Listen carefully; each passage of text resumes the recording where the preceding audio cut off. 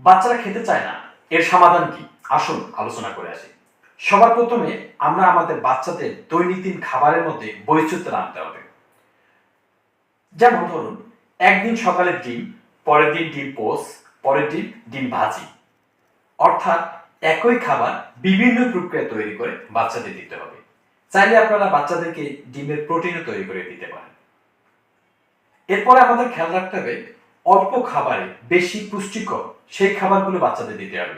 অর্থাৎ একই খাবার থেকে যেন তাদের চাহিদার বিভিন্ন ধরনের পুষ্টিকর উপাদান পেতে পারে সেই সকল খাবার দিতে হবে এবং সেই বিষয়গুলো আমাদের মাথায় রাখতে হবে।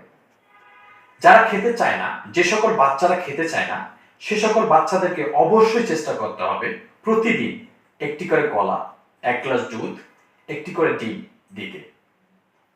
এই তিনটি খাবার যদি আপনি আপনার বাচ্চার খাদ্য তালিকায় রাখেন, তাহলে দৈনিক দিন পুষ্টি চাহিদার অনেকাংশ পূরণ হবে।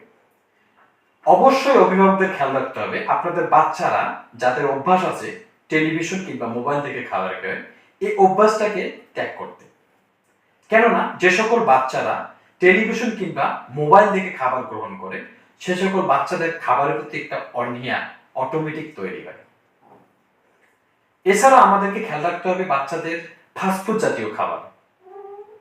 কেননা এই সকল ফাস্টফুড জাতীয় খাবারে এমন ধরনের কেমিক্যাল দেওয়া থাকে যেগুলো খেলে বাচ্চাদের রুচি অটোমেটিক কমে যায়, খাবারের প্রতি অনীহা জন্মায়।